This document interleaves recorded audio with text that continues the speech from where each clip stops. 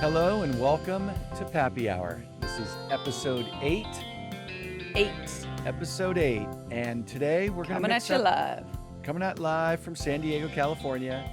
We're going to mix it up and we're going to not talk about history. We have a fun topic today. We have a fun one today. And today's episode is called Eddy.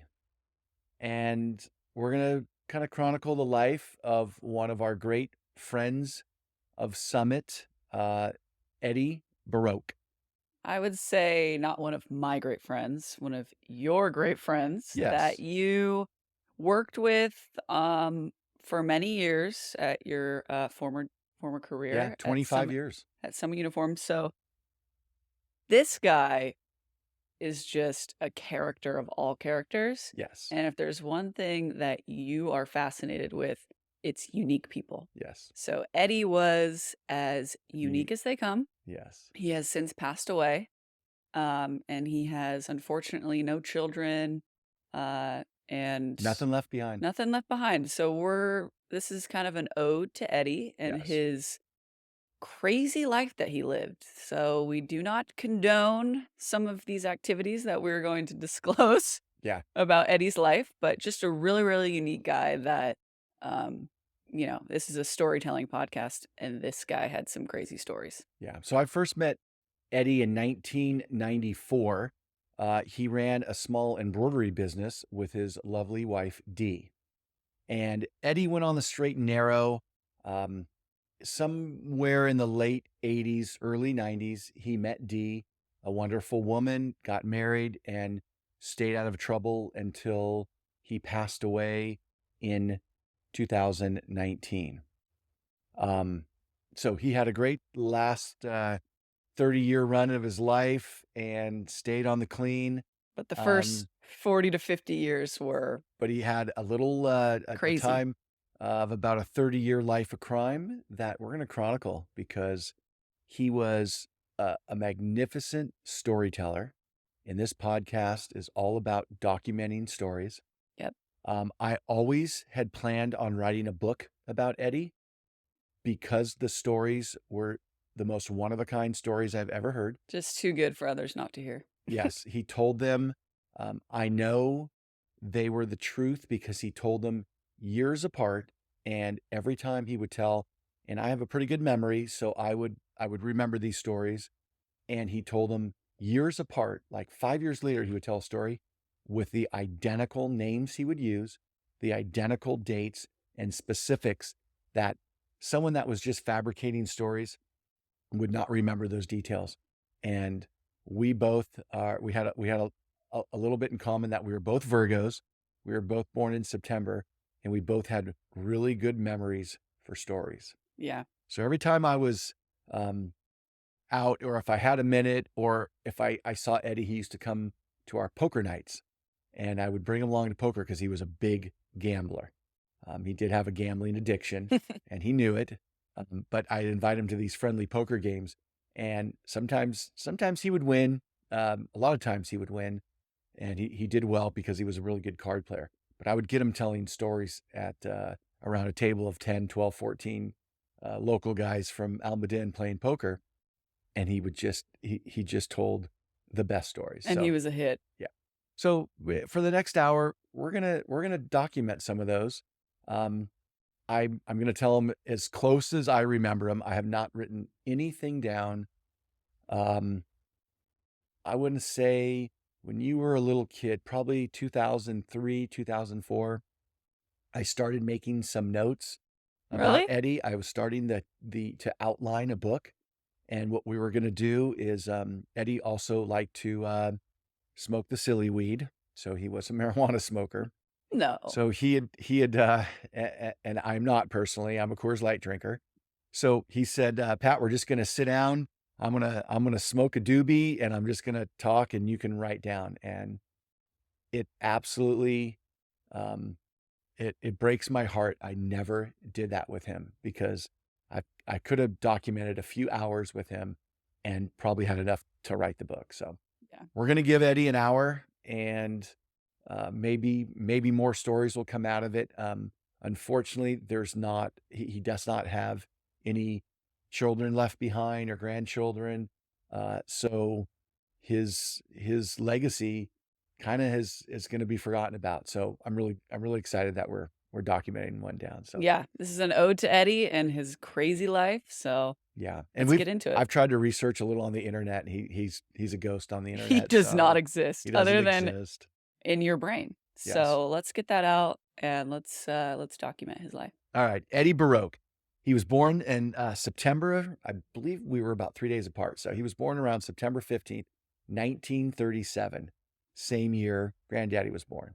So they were the Your dad. same. My father was also born in 1937. So Eddie and my dad were a few months apart in age, and they were Eddie was somewhat of a fatherly figure. He wasn't I didn't get a lot of positive reinforcement from him, but I He's more like a took cool uncle. Eddie needed a job after he went straight, and I supported his embroidery business through our business Summit Uniforms. And when Eddie had trouble, I would give him a little extra. Um, I sometimes would, float him a little cash and help him out when he had trouble. So That's nice of you. yeah, I took good care of Eddie to the end there. So he was born in 1937 in New Brunswick, Canada. So he was a Canadian Oh, citizen. He had a father who was abusive. He lived in a fishing village along the coast. I believe it was across from Prince Edward Island, so it was somewhere along the New Brunswick coast. where's that in Canada? Uh, New Brunswick is the extension of Maine. So if you Oh, kept okay. driving from So Maine, very cold. yeah, very cold winters. If you drove up from Maine, it was at the tip Okay. there. So he had an abusive father, didn't get along with him real well. I believe his mother passed away when Eddie was a young boy. So he was raised by his father, who was a fisherman, a lobster fisherman. In fact, Eddie said he couldn't eat lobster for a long time because he grew up and he ate so much lobster. So here's someone who's not well off, poor, not in a good It's having lobster every yeah, night. and eating lobster every night. In fact, Interesting. for his 80th birthday, I took him to the Three Flames restaurant in San Jose and bought him a lobster tail. No. Yeah. And in true Eddie spirit, after he was done, I said, Eddie, how was your lobster tail? Right? Because I think I just paid like, $55 for a lobster tail. And he said, it was okay. But that was Eddie. He wouldn't sugarcoat anything. He'd tell you exactly the truth. So born in New Brunswick. So at age 16, somewhere around 1953, he left home. He'd had enough of his relationship with his father, and he left home, and he never returned. He left home at 16. And how he left was the circus was in town, and he went to the circus. And during that time, it was a circus with a big top circus, but also like a carnival. So it Mhm. was kind of a mix, and it was it would have been like Circus Olay. It was the French traveling circus. And Eddie spoke some French, and he had a French last name of Baroque. So he joined the circus at age Doing 16. what? Well, he did a few different things. I think he was like a carnival worker, Okay. right? Yelling at people to come, you know, play this game. Get And your tickets. yeah, and he said you worked on commission. So if you weren't loud and you didn't attract customers, you didn't get paid anything. So he traveled with the circus for about 2 years, and he went all around Canada and all around the Northeast United States and traveled with the circus. And it was It's a cool way to see the yeah, it world in was the kind of a band 50s. of gypsies. In the 1950s? And should have been like 1953. You can make a movie on that alone. Yeah, a band of gypsies. So in 1955, he decided that he wanted to become an American citizen. And in those days, how you did that, if you were a Canadian citizen, is you joined the U.S. Army. If you did a 3-year minimum stint, Uncle Sam made you a U.S. citizen. So in 1955, at the ripe age of 18. 18 years old, right when he was 18, 1955, he joined the Army. So he made it through boot camp. He said he didn't excel in anything. He was always, he tried to just stay in the middle of the pack. And he after 2 years of the carnival, he kind of was starting to learn the scam lifestyle. And so he knew that he just kind of stay in the middle of the pack, but he got yelled at a lot. Army life was not agreeing with him. So he was thinking about going AWOL and going back to Canada. And in his, in his thoughts about, do I just, duck out one night? He had noticed that there was a band always playing a marching band, the Army band of the base. And he noticed that they were always like front in line for chow, and they were the last one on the parade grounds, and they were the first one to leave, and the officers were nice to him, and no one was yelling at him. So he asked his sergeant, he said, "Hey, what are those guys over there?" And the sergeant described, "Well, that's the band." And right then he said, "Well, I'm an expert trumpet player." And the sergeant said, "Okay, well, they're going to have tryouts for some spots tomorrow, the next day." So Eddy tried out. He had never touched a trumpet in his life. He watched the guy next to him, and he had trumpet players on both sides. And I guess when they did the tryouts, they did them as a group. They weren't quite smart enough to single him out and play the trumpet. So he was in with a couple guys. So he just copied. Now, remember, this is a man that had almost probably in his prime a photographic memory. He did have a photographic memory, and I'll get into why I know that later, in his bookie days. So he obviously could just learn the finger movements of a trumpet and the lip movements of watching another trumpet player. And he faked his way and got into the Army band. The United States Army. Yes, he spent Didn't over 2 try him years. out. He spent 2 Oh years, gosh. the rest of his time in the Army. I think he said he got out after 2.5. It was maybe short of 3 years. It was Cold War era, and he did his minimum stint. And I think because he did the band, they let him out early. So he got him out early. And being in the Army really helped Eddy out, because in his poor health days before he passed away, he always he would go to the VA hospital, and they really took good care of him up to his last day.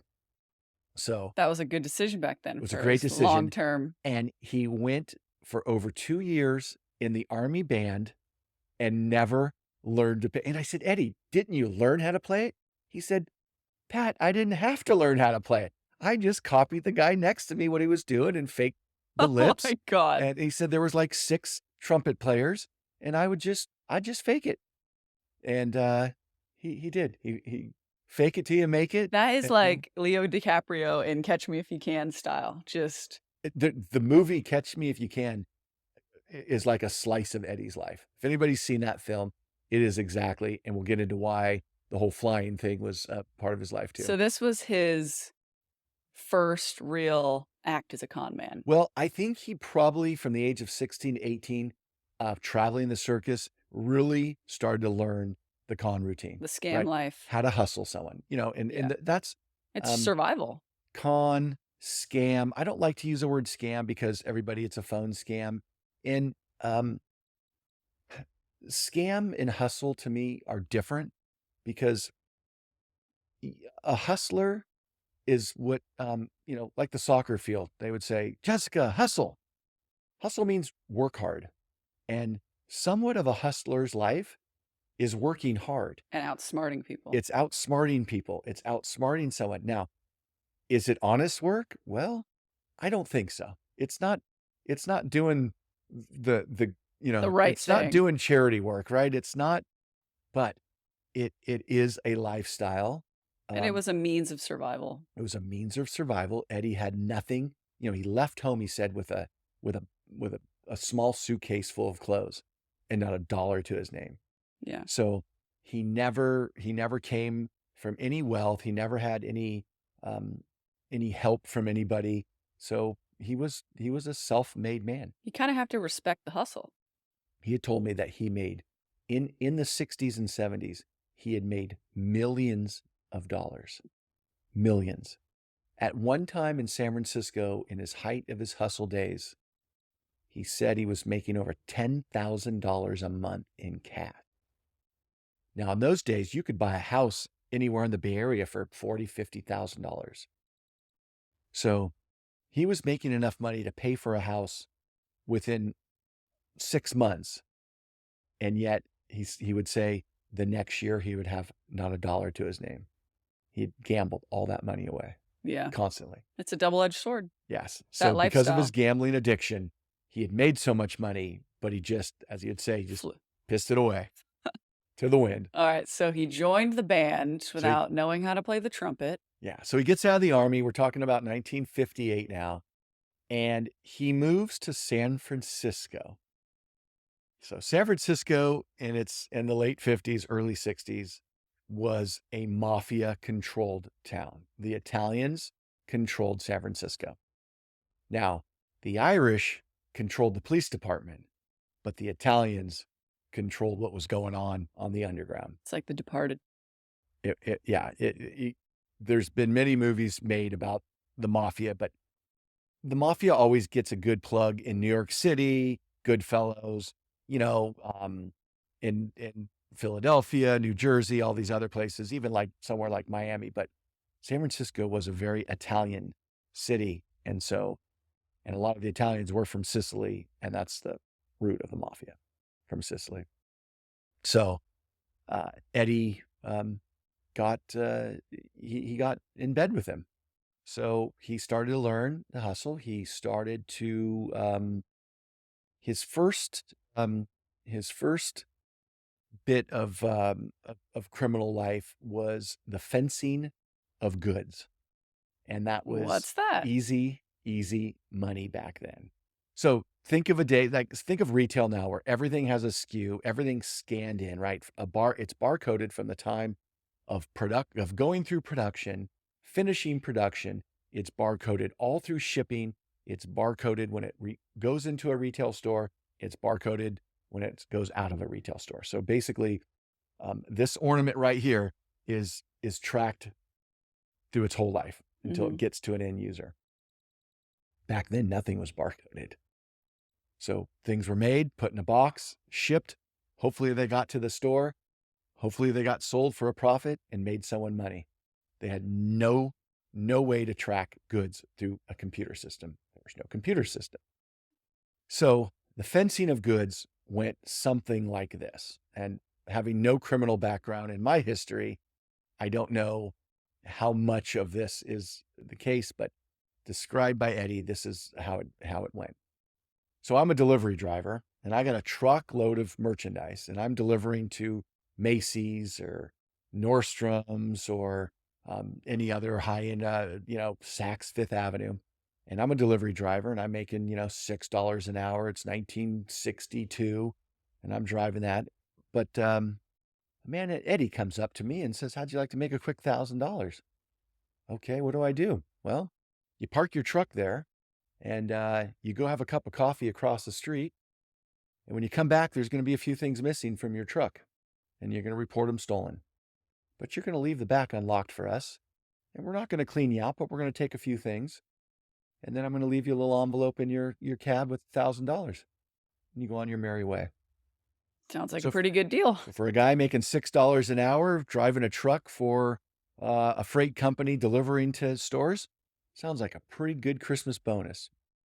So that would happen, and you can imagine it happened in all different facets around the city of different goods, from restaurants to ladies' clothing. He told me a great story one time of fur coats. So we'll finish the fencing story. So now Eddy would hire someone. Now, he never did the stealing himself, but he would hire someone else. How'd you like to make a quick $1,000? And those gentlemen were usually kind of street thugs, low-level criminals, thieves. And they would then go loot part of the truck, and they would take it back to a location of a warehouse or a storage facility. Eddy would pay them off.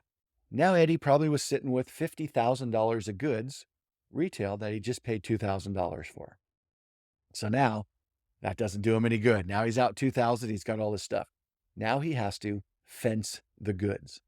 And fencing means to resell stolen product. So now he would use his connections and the higher end people that he would perhaps maybe sell some drugs to or place some gambling bets. So he had customers that were more affluent. And he would say, hey, getting back to the fur coats, think your wife would like a fur coat for Christmas? My wife would love a fur coat for Christmas. Well, I got a $10,000 sable fur coat and I'll take $2,000 for it. So he would resell the goods For cheap. and pocket that. So he did really well in San Francisco in the 60s, and maybe partly into the 70s on that. And sure, it was a way that he told me he was stealing, but he wasn't stealing. He wasn't robbing a grandmother from her grocery money on the purse. He was robbing the rich. So he kind of felt um, Justified. a little the Robin Hood theory, which I don't believe in, and I don't agree with that way, but it's how Eddy justified it by saying he was stealing from, a corporate 500 company, That wasn't gonna a miss the Fortune palette of 500 company that yeah. was going to just raise their price anyway, and theft happened, whether it happened by one person at a time or it would happen One by a palette at a truckload. time by Eddy. Another way he would make money would be you would know him as a friend. He would say, hey, I've got my eye on that Rolex watch, and it's an $8,000 watch. And he would say, well, give me $2,000 and I'll get that watch. And then he would cut someone else a side deal, and he would cut in maybe someone that worked at the store, a manager of the store. Hey, make one disappear and I'll give you 1,000, and he'd keep 1,000. So his mind never, and I, at being a retail salesman for my entire life and my entire career, I was always buying merchandise and making a profit on it and selling it. So It was he, fascinating to you how he orchestrated all of yes, this. and knowing my retail business of how theft, almost organized theft went on in in the retail world. Yeah. So that was a way Eddie survived. Now his good stories started coming in when he started. He was in San Francisco. I want to say it was early 60s, and he was dropping off a friend at SFO. And in those days, we're talking where the airport was literally like a bus station would be now. It wasn't even the security of a train station. It was like a bus station. You could go anywhere you want in the airport. And when a flight was leaving, you would walk up to the flight, present a ticket to the flight, like a bus ticket, and the stewardess would take your your printed ticket and you would get on the plane. I mean, it was no different than, turning Yeah. in a coupon in the day of Disneyland, 5 e-tickets to ride the Matterhorn. So you would give a ticket. There were no security lines. There was TSA. no TSA. You could walk anywhere you want in the airport. So when you drop someone off at the airport, you could walk them right up to the gate, say goodbye to them, and they would get on their plane. So Eddie, dropping off someone in the airport, he noticed that, boy, the stewardesses weren't paying that close attention. And he didn't have any baggage packed, but he had dropped someone off the airport. And he noticed, like the gate next door, that it was a Pan Am flight and it was going to Hawaii. It was flying San Francisco to Honolulu. As a low-level criminal, he didn't have any appointments or plans or Obligations. obligations. He had no children. He didn't have a wife. So he said, what the heck? I'm going to try to get on that plane. I wanna go to Hawaii. So he watched how people were getting on, and he kind of waited to the end, and the stewardesses weren't paying close attention. And he walked down the gate, walked in the gate, walked down to the runway, up the stairs, went to the back of the plane. There were seats in the back of the plane, sat down. Pretty soon, the door shut. He was on his way to Hawaii. Oh my So gosh. he landed in That Hawaii. is seriously like Catch Me If You Can. Yes. So he lands in Hawaii. He has no bags. He has no money. Maybe he's got some cash in his pocket, I think. But he's got nothing with him. So he goes out and he buys some clothes, gets a hotel room. Hawaiian shirt, maybe a bathing suit. He starts hustling. In Hawaii. He hustles for a while. How long did he stay there? He said he stayed there for a few months. Really? Yeah. just stayed there for a few Just up months and and left San Francisco? yeah, and, then he hustled, and then, he started then he kinda missed San Francisco. What an S adventure. so he got on a plane the same way. He didn't buy a ticket, walked on a plane, flew home, and he continued to do that and fly around the country. A few months later, he flew to, Miami, Florida, and he became, the correct name is, a gigolo, Oh my but it gosh. is, and he said he, Jeez, Eddie. he was a young man in good shape. Now, Eddie was not a looker in his prime. He looked very French Canadian, but in his heyday, uh, I guess there were some older, very wealthy ladies that, had paid Eddie for His services. his companionship. So that was one thing to add to it. Jeez, Eddie. I checked all these boxes of what, he was, His titles, army band, carny worker, gigolo, bookie, and so that was his gigolo his days in resume, Florida. his resume. So I think that was his, beginning to, the prostitution, profession, Ooh, which then he came back to San Francisco and he, hired some girls that worked for him, and he became what is,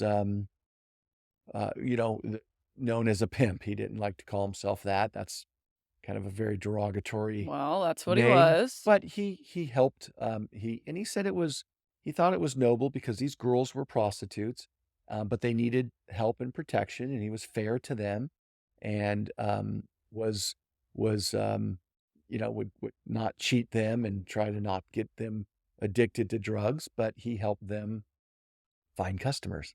Ugh, And one of those customers was a very influential man of the Bay Area.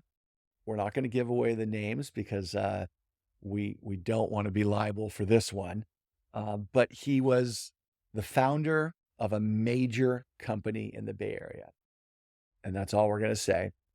Um, and he really liked prostitutes. He was a married as man, I'm and sure many of the higher up on elites. the front end, he was a church-going family man. I'm sure met every president, was a huge celebrity in mainstream America. But on when no one was looking, he liked prostitutes. And he Yeah. kept a room at a hotel room full time every night, rented just to him. We're not going to tell the hotel because that might be able, someone could figure it out from the hotel, but it was a hotel, prominent hotel, downtown San Francisco. And this individual kept a room there. Eddie was his connection on getting him girls. So Eddie knew this man as a very close friend and never ratted him out and never exposed him, Blackmailed him. never blackmailed him. And for a period of over 10 years, he wasn't sure when it started and went, but he said it was at least 10 years that he was his main provider That is so for crazy. women. Yes. And that one, I would love to read up and see if it ever got out, but I won't ever spill the name. Yeah. Um, That one died with Eddie. yeah. We won't So we won't we won't blow it. he was an underground. I'm sure he knew thousands and thousands of people in San Francisco. Yeah. And it was just a time, it was the 70s, right? It was, I mean, the 60s and 70s, cocktail lounges. There's no a- internet, no There was pictures, no internet. No one had cameras, no one right? tracked you, No one knew what you did from day to day. There was yeah, it was accountability or every anything. day was a new day. So he just he could sit for hours and tell stories one after another of an event that happened, whether it was something, paying off someone. Oh, and another thing, he paid off all police officers.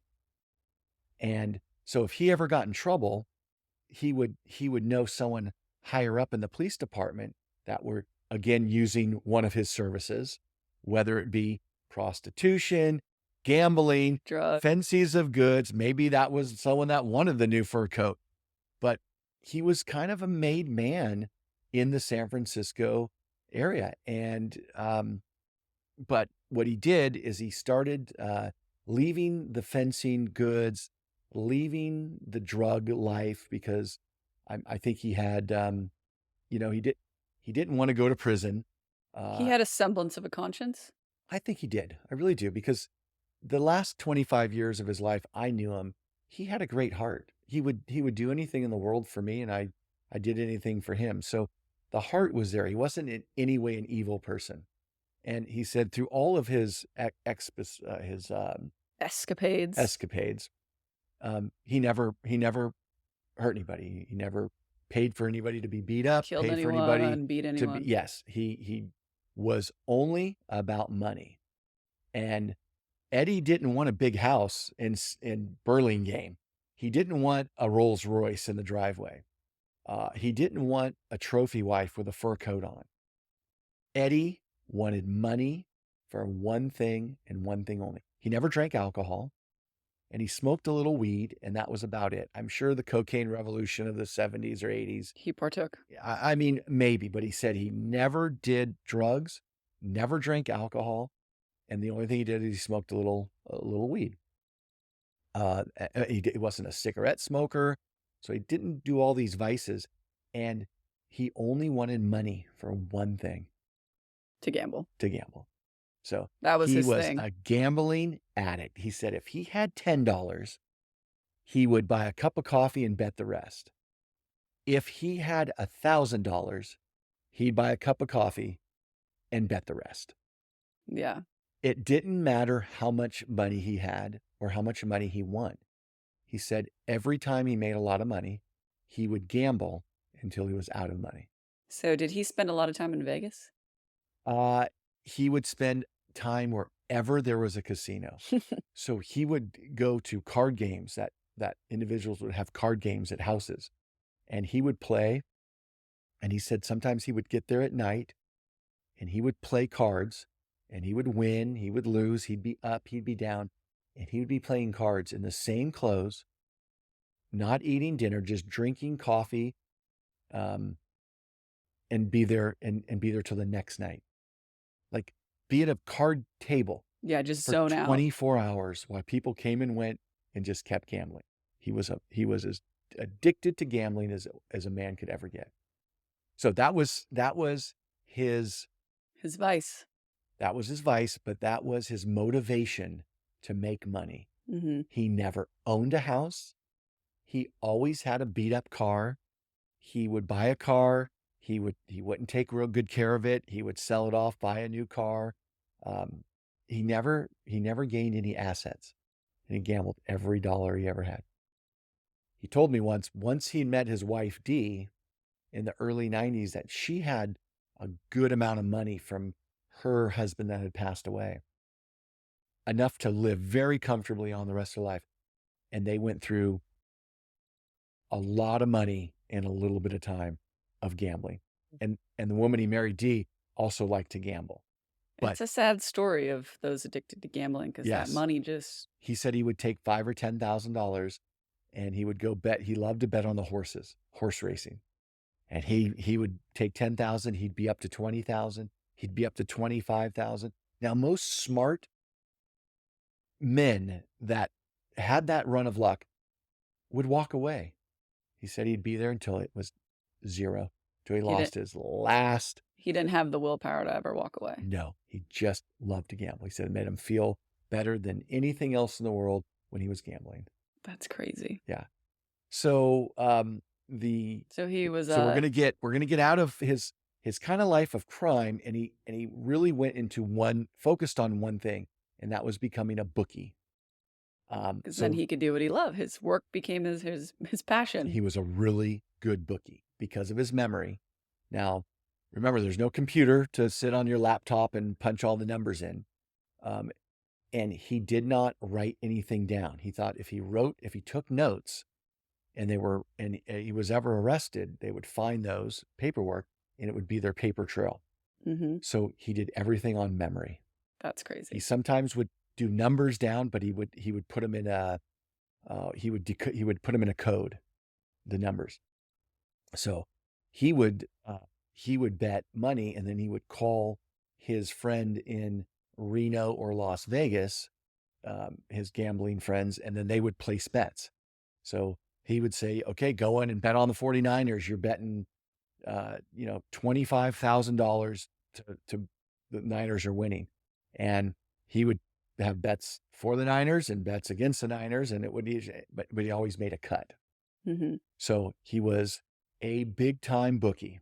Well, one of his clients was a judge, Ooh, right?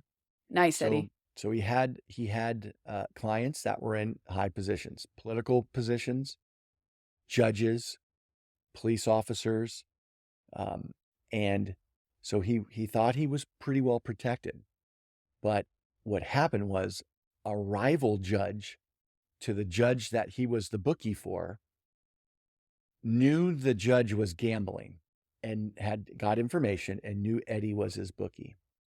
So this judge gets has Eddy arrested and thinks that Eddy for sure will give away the judge, and then he'll get his rival judge and he'll be out of competition with him. So this is now he's gone through the whole 70s. This is the early 80s. I believe this is 1982 or anywhere from 82 to 84, let's say. He's arrested, he's arraigned. He doesn't rat out the judge. He doesn't rat out anybody. All of the mafia connections, his police department connections, his judge, anybody in politics. He keeps it tight-lipped. He says nothing. So Eddy ended up doing a 3-year stint in the federal prison in Lompoc, California. Dang. 3 years for keeping his lip. He didn't rat out anybody.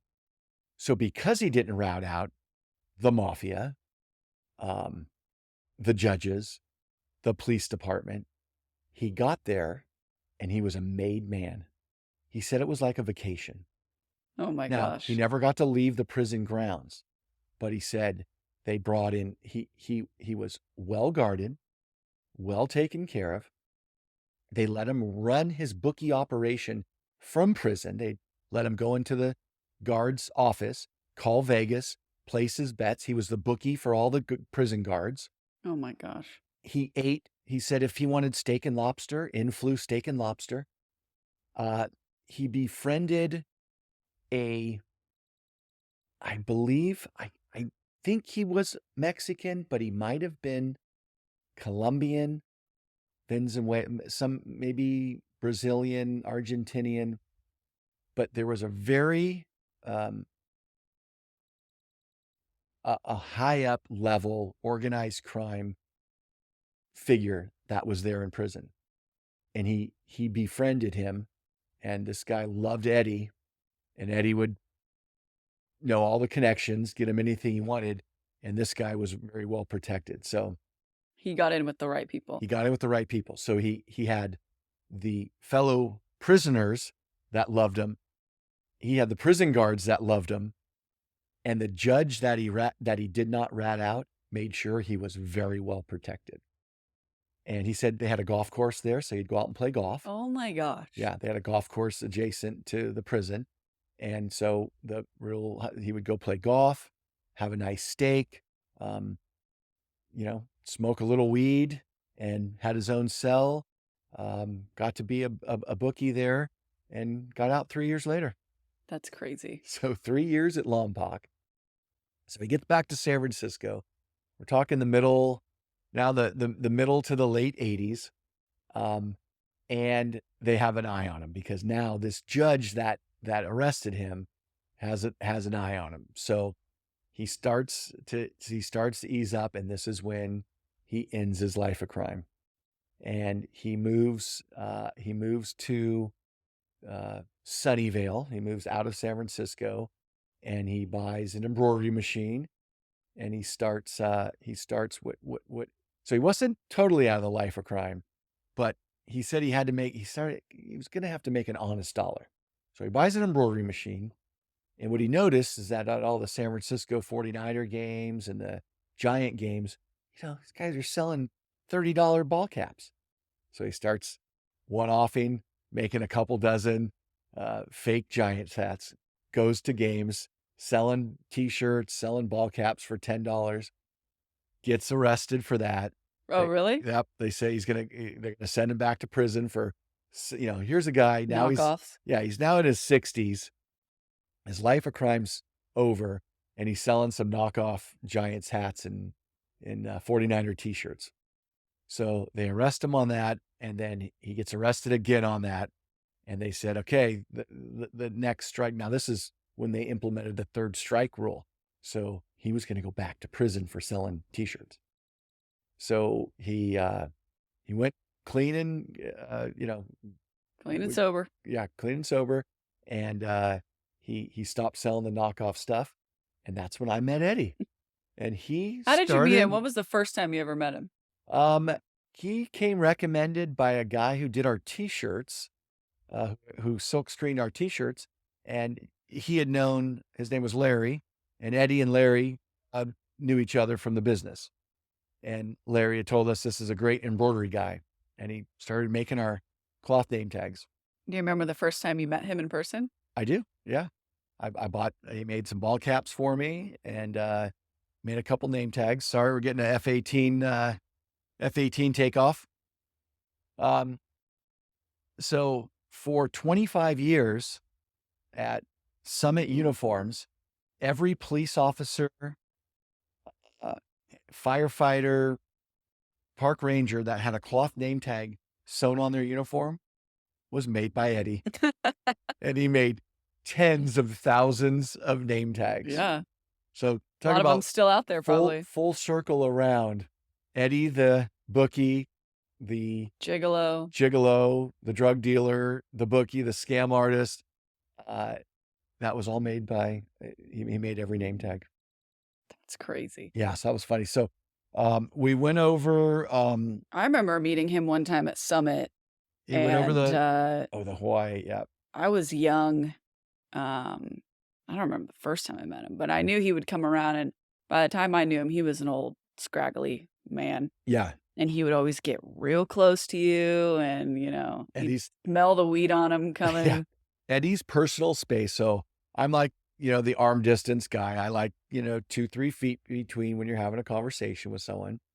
And that probably stems from how many face-to-face conversations I've had with customers and people that have talked. I like a good arm's distance is perfect. Pretty normal.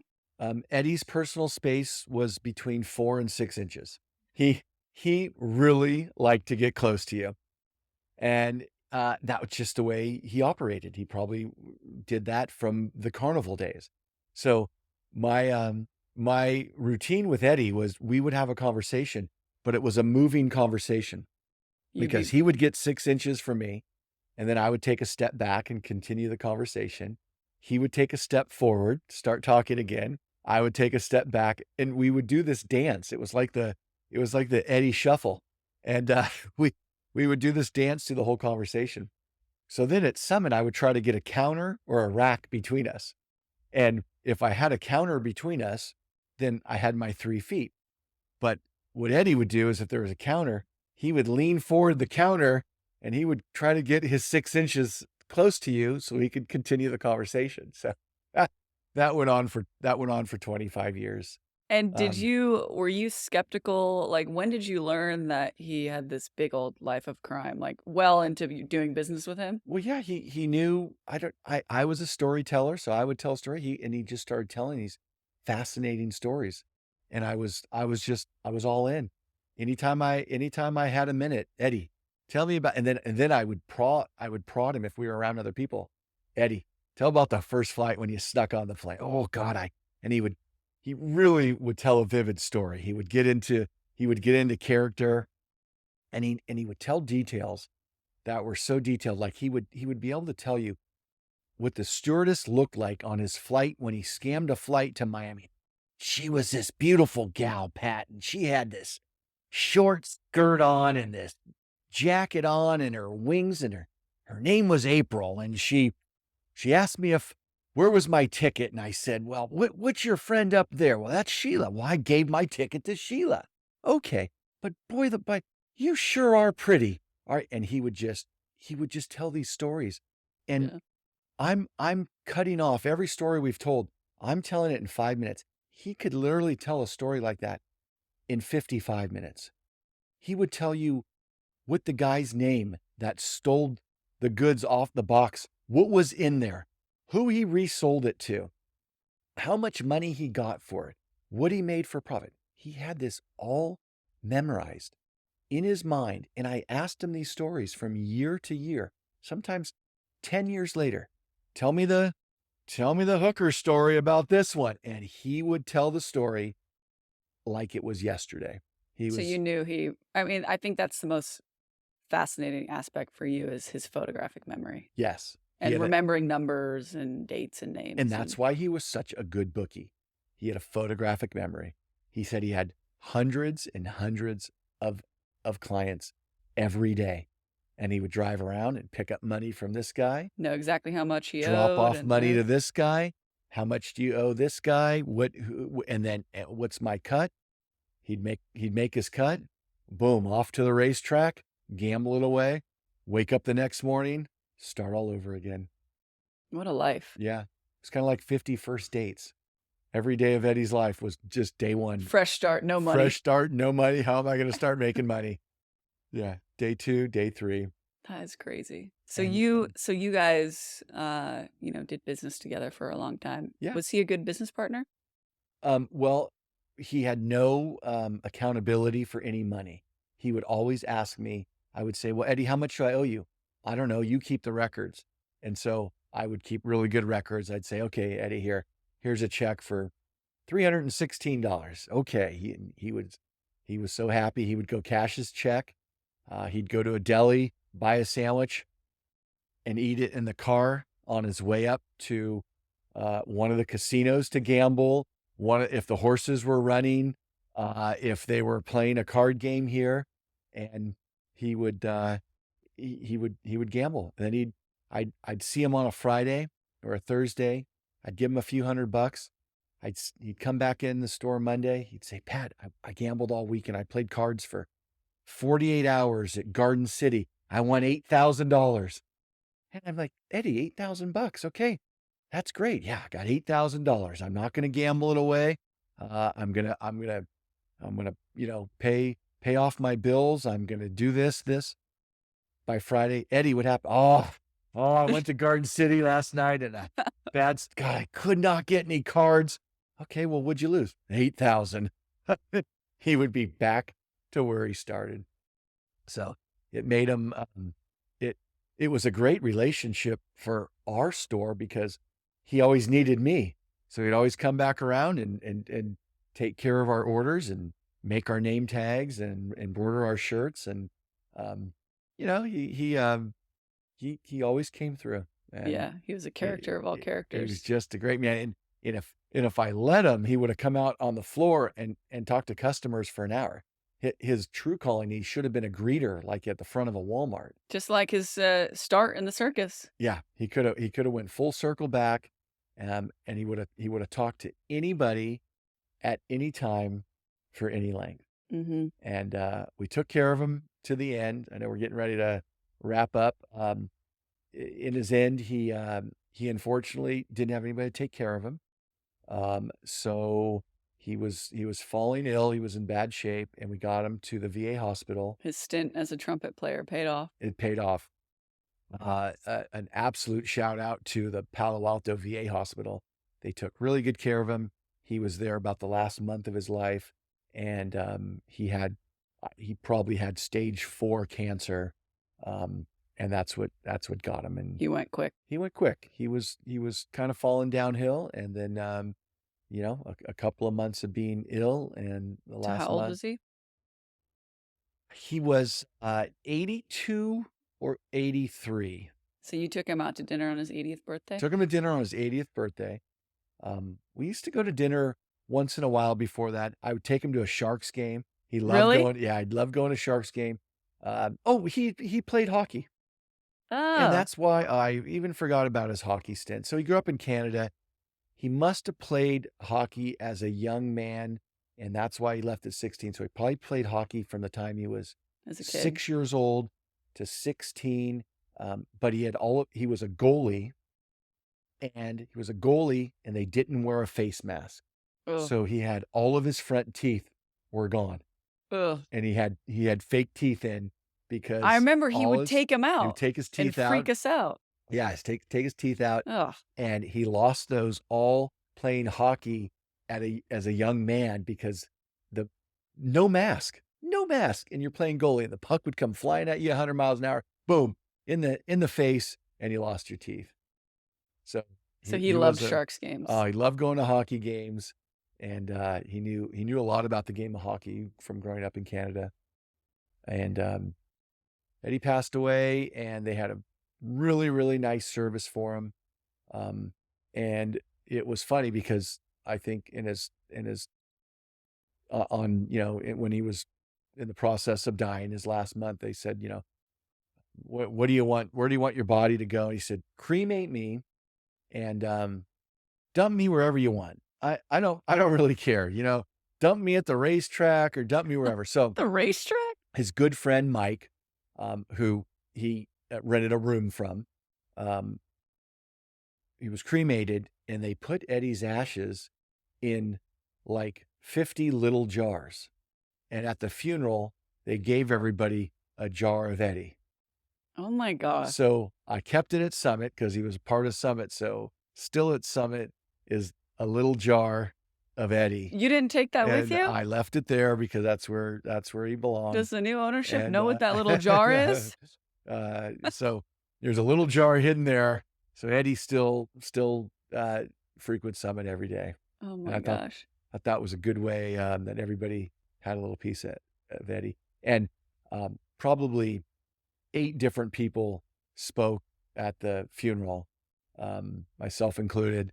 And again, everyone that knew him just talked about the stories he told, and what a great man he was. What a life. What a heart and what a great giving person he was. But this history he had, no one will ever be like that again. It's impossible to do the things that he did, and stay under the radar, have nothing ever written about him. What a time to be alive. The 30s to the 20s, 2020. Yeah. 80 years of 80 adventure and yeah, Yeah. so unique, so crazy. So it really warranted a whole book because I'm just I'm scratching the surface on the stories that he told me. I'm just really remembering the main ones. I mean, it's just incredible to scam your way on an airline and travel all around the country to Hawaii. And he went to Hawaii a number of times. He probably said he went to Hawaii, 10 times on the same MO of walking onto a plane, never buying a ticket. And then just the stint in prison, if you think people go to prison and they're abused and beaten and eat, cream corn and stale bread and have this. And he went to prison and said it was like a 3-year vacation. He was so well taken care of. And What a life. yeah. So that, Cheers to Eddie. cheers to Eddie. We gave him an hour. I miss him every day. Was the biggest character I've ever met in life. And I know a lot of people out there that anybody whoever knew him, ever met him, will feel the same way. Yeah. So, Well, that was a good one. yeah, Hope everyone enjoyed that, listening to this life of kind of mix up the history lessons with some individuals that were really to us and to our family, unique. unique and worthy of being documented on Pappy Hour. Yeah, for sure. Thanks for listening. Thanks for watching. Shout out to Tristan, our main man behind the scenes, who takes care of the business end of this deal. Shout out, I mean, Tristan. I got the easy job. All I have to do is talk for an hour. I know, you're really good at talking. It's just it's easy to talk for an hour, and we just kind of get going after one Yeah. after another. So episode 8 in the can. In the can, we hope everyone is enjoying their holiday season. This will take us It's real probably close to Christmas, so we'll see you right around Christmas time. Everybody take care out of there. Merry Christmas, and we want to wish all the veterans out there, thank you for your service, All the trumpet players. all the military, and everybody that's served this country. Thank you.